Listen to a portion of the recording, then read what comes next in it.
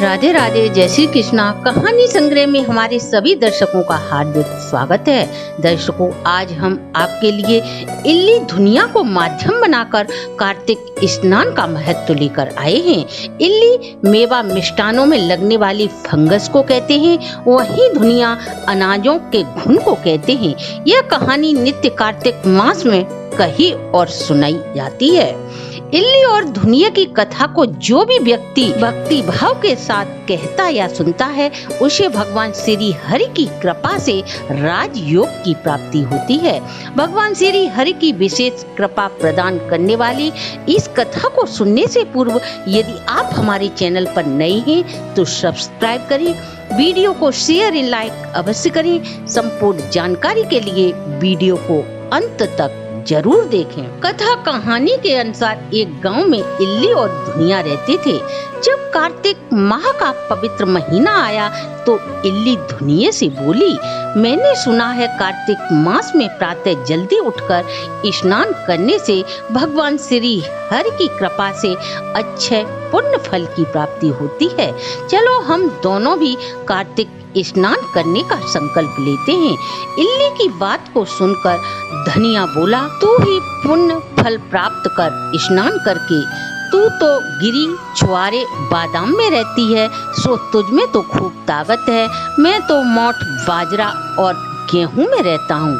मुझ में इतनी हिम्मत कहाँ कि सुबह 4 बजे उठकर ठंडे पानी से स्नान करूं। मैं तो आराम से खा पी कर सोऊंगा, तू ही स्नान कर, पुण्य फल कमा। जहाँ इल्ली और धुनिया रहते थे, उसी नगर के राजा की बेटी जो कार्तिक स्नान करती थी, उसी के पल्ले पर लगकर नित्य इल्ली स्नान करने लगी। धुनिया ने कार्तिक स्नान का व्रत नहीं किया। कार्तिक माह का महीना पूरा होते ही जब कार्तिक माह की पूर्णिमा आई तो इल्ली और धुनिया दोनों की मृत्यु हो जाती है। इल्ली को कार्तिक स्नान के पुण्य फल के कारण एक राजा की बेटी के रूप में वह जन्म लेती है। वहीं धुनिया कार्तिक स्नान न करने के कारण राजा के तालाब में मेंढक की योनि को प्राप्त होता है। परंतु इल्ली और धुनिया को दोनों को अपने जन्म का स्मृति बनी थी, पूर्व जन्म की स्मृति बनी रही। जब राजा की बेटी तालाब के किनारे खेलने जाती तो धुनिया तालाब के किनारे आकर उससे बातें करने लगता। धीरे धीरे लड़की बड़ी होने लगी। एक दिन राजा उसका विवाह कर देता है। जब वह अपनी ससुराल जा रही थी तो वह अपने रथ को तालाब के किनारे रुकवा लेती है। राजा बोला, बेटी तुम कुछ भूल गई? तो वह अपने पिता से बोली, नहीं पिताजी, इस तालाब में जो मेंढक है उसे मेरे रथ की सोने की जंजीरों में बांध दो। राजा बोला, बेटी तुझे जो चाहिए अपनी ससुराल ले जा, इस मेंढक को ले जाके तू क्या करेगी? परंतु राजकुमारी की जिद के आगे राजा उस मेंढक को रथ की जंजीर से बांध देता है। अतः मेंढक को लेकर वह अपनी ससुराल आ जाती है। वहां पहुंचकर वह मेंढक को सीढ़ियों के पास जंजीर से बांध देती है। जब भी राजकुमारी सीढ़ियों से नीचे उतरती है तो मेंढक उससे पानी मांगता है। लड़की मेंढक से कहती है, मैंने कितना तुझे समझाया था, कार्तिक स्नान कर ले। यदि तू भी मेरा कहना मान लेता तो तुझे भी मेरी तरह अच्छी योनि प्राप्त होती। इस तरह वे रोज आपस में बातें करते। एक दिन राजकुमारी की देवरानी और जेठानी उसकी बातें सुन लेती हैं और वे राजा से जाकर चुगली कर देती हैं। राजा, तुम पत्नी लाए हो या कोई जादूगरनी?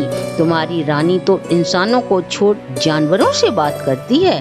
तब राजा बोला, जब तक मैं अपनी आंखों से देख नहीं लेता तब तक मुझे तुम्हारी बातों पर विश्वास नहीं होगा।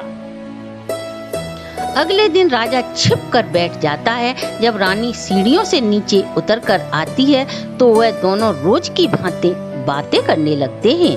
तभी राजा निकलकर सामने आ जाता है और अपनी रानी से बोला, तू इस मेंढक से क्या बातें कर रही है?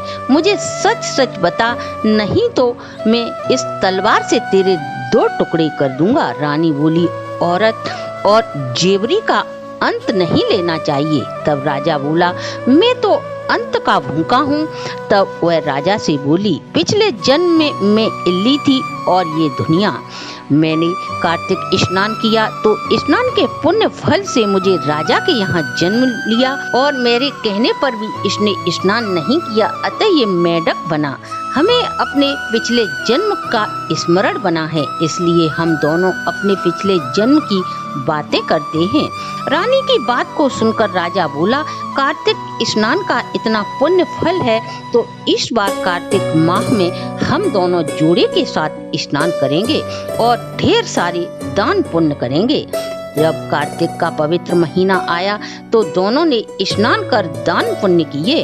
कार्तिक स्नान के पुण्य फल से राजा के सभी राजकोष हीरे जवाहरातों से भर जाते हैं। उसके राज्य का विस्तार के साथ साथ उसे एक सुंदर पुत्र रत्न की प्राप्ति होती है। वो दोनों इस लोक के सभी सुख को भोगकर अंत में वैकुंठ धाम को चले जाते हैं।